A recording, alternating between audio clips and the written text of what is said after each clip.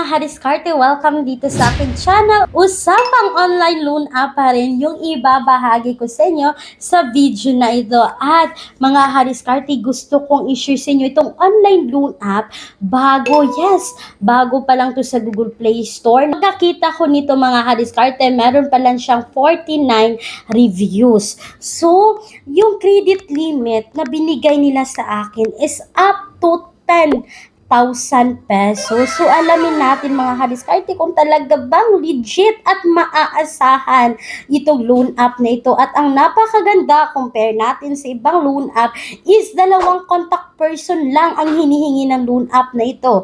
At napasama pa sa kanilang listahan ng mga valid ID itong si National ID at yung TIN ID. At yun na nga mga hadiskarte, hindi na natin to patatagalin pa, pero disclaimer po muna tayo, no? Hindi po ako agent ng loan app na ito. Isa rin po ako mangungutang kagaya ninyo.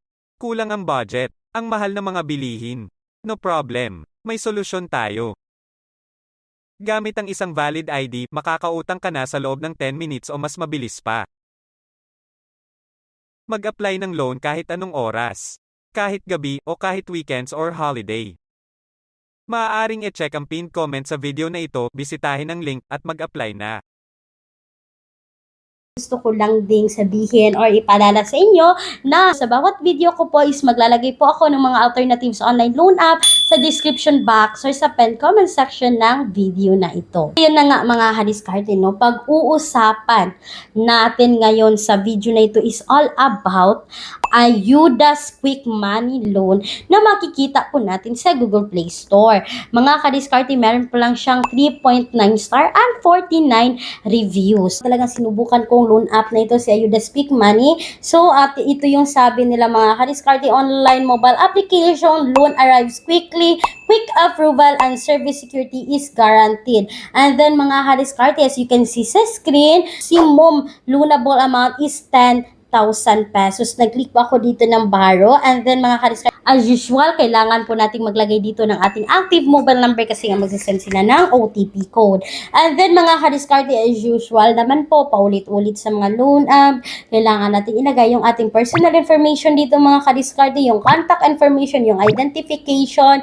And then sabi ko nga kanina mga kadiskarte, no, naghihingi lang ang loan app na ito ng 2 contact person. So compare natin sa ibang online loan app na tag 5 contact person pero sila is 2 lang. And then mga kadiskarte, yung mga valid ID dito na tayo na pwede dito ay MID-TIN, driver's license, SSS, passport, postal ID, PRC, GSIS ID, voters ID, PhilHealth ID, meron pa nga PhilHealth mga kadiskarte, national ID, at yun, kailangan lang natin mamili dito ng ating valid ID. And after nating mamili dito ng valid ID is kailangan lang po natin ditong ilagay yung ating ID number at kailangan din nating mag-submit dito ng photo ng ating valid ID at selfie kasama ang ating valid ID. And yun na nga mga kadiskarte, pagkatapos nating i-fill out lahat dyan is ito yung bubungad. Under review. So, nire-review pa yung mga details na talagang pinasa natin at makikita natin sa baba mga kadiskarte, receiving account.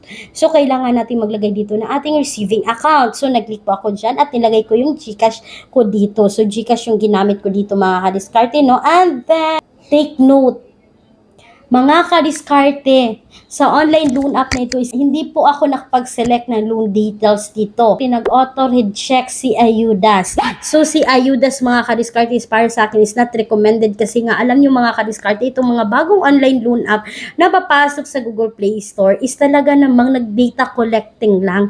Talagang kinuha na yung mga details natin. So, hindi naman ako na-approve dito kay Ayudas Quick Money Loan mga kadiskarte, no? Pagkatapos ko mag-upload dito ng photo ng valid ID, naglagay pa nga ako dito ng aking withdrawal info pero hindi po ako na-approve. Walang loan details na nakita. Yun po mga kadiskarte yung aking review dito kay Ayudas Loan. Para sa akin, hindi recommended ang loan app na ito. So, wag na lang kayo mag-aksaya pa ng panahon mga kadiskarte kasi hindi naman sila nag-a-approve. So, that's all for today's video mga kadiskarte. And please take note na if kayo po ay employed or self-employed at gusto niyo mag-apply sa bangko, mga kadiskarte, they offer minimum 20,000, maximum of 2 million pesos. And please note that all applications submitted is subject for bank approval. Once again, this is Clarice, ang inyong madaldal na kadiskarte. Laging tandaan na tayo mga Pinoy ay unleash sa diskarte. Bye-bye! Thank you for watching!